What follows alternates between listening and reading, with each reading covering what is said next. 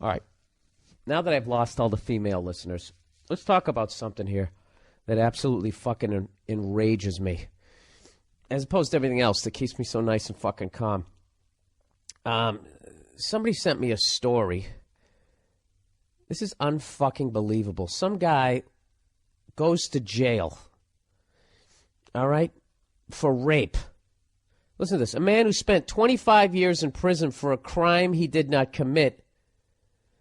All right, he went to jail for the rape of some woman, and in 2008, after DNA proved he could not have been the attacker, he was awarded $4 million compensation. That's what he got, $4 million for, and sex offenders get treated the worst in prison.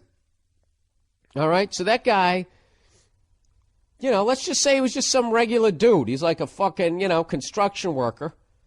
Maybe he took a couple of karate classes, whatever. Now he's in fucking Thunderdome. People want to beat him down. Somebody's going to try to rape him or something. We've all seen Shawshank Redemption. This is what this guy went through for 25 fucking years, and he didn't even do it.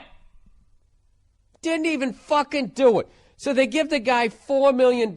You know something? Those piece of shit banker motherfuckers are going to come in and tax him and hit him for half of that. That should be tax fucking free. But here's where it gets worse. All right? The guy faces a court battle to keep hold of the money he was awarded for his wrongful conviction, because now his ex-wife, who divorced him 3 years into his life sentence, has taken him to court in a bid to get a share of the $4 million compensation. She claims he owes her the money that she would have been entitled to had they divorced and shared their assets. Can you fucking believe this shit? This guy went to jail for the worst fucking crime. All right, one of them. It's got to be up there if you want to fucking argue about it, right?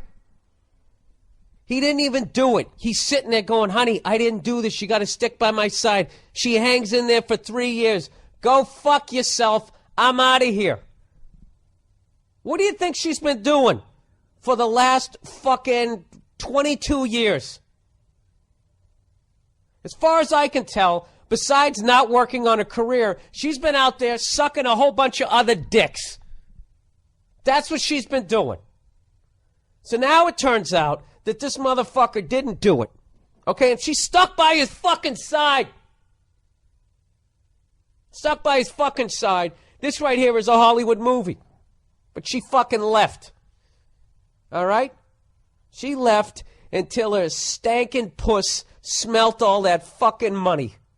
All right? And this is what I want to know. Why isn't this fucking show on The View right now? On one of those shows with all the ladies. Why isn't it on those shows? Why do they constantly show only guys doing shit to women?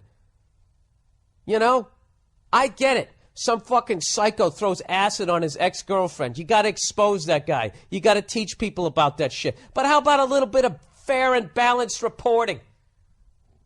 You think they're going to go after this fucking thing? You think if those fucking whores saw this story in the green room, you think they'd be like, oh, you know what, maybe we should talk about this? They're never talking about shit like this.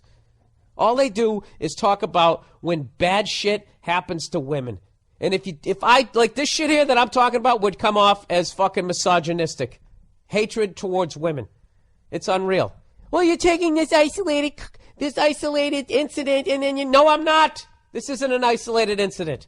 Sugar Shane Mosley's getting a divorce. One of the greatest boxers of all time. His ex-wife not only taking his fucking money, all right?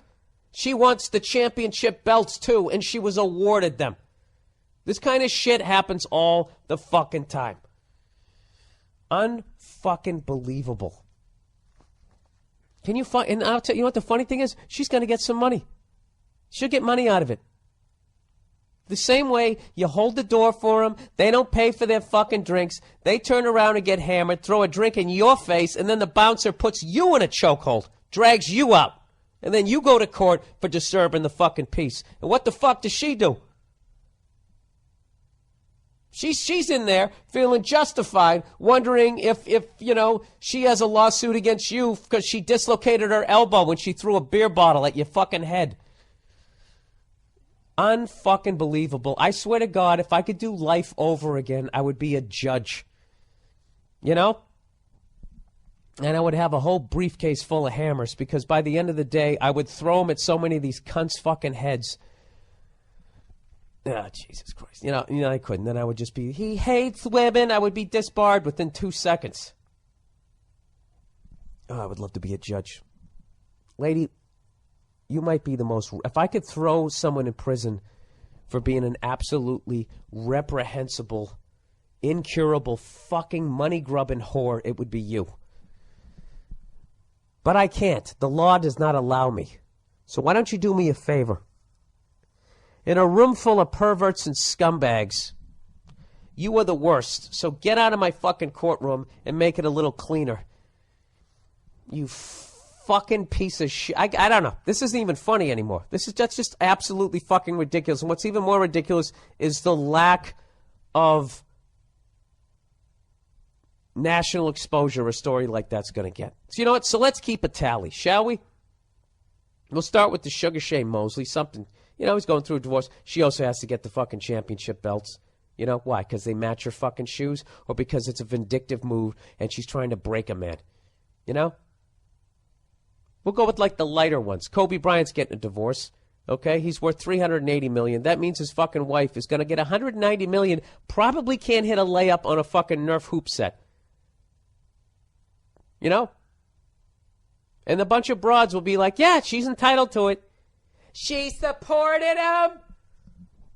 Unfucking believable. Just robbing these guys fucking blind. What about that goddamn yellow diamond he bought her? Why don't you go take that down to a pawn shop and live off that for the rest of your fucking life? All right there, ringless. Unfucking believable. How many more men are going to get sliced in half with these fucking... It's unbelievable. It's unfucking believable, and they don't do any stories about it. And when you bring it up, well, we shouldn't have married her. Yeah, she should have ducked. What if I said that, right? Then I'm a fucking asshole? Oh, Bill, where did the Christmas go? What happened to the holidays? Georgia? Oh, fuck. I can't believe I got to go Christmas shopping. Unbelievable. All right, so there you go. If you want to look up that story, we actually got that story from a great website called Barstool Sports. It's all Boston shit, so just to warn you if you're a sports fan of other sports. But, they do have stories like this. All right? The guy's name's Steven Phillips. His ex-wife is named Tracy Trucker. Oh, what a cunt. Dude, that is first ballot Hall of Fame cunt right there. No question. We're waiving the 5-year rule. You're going right in.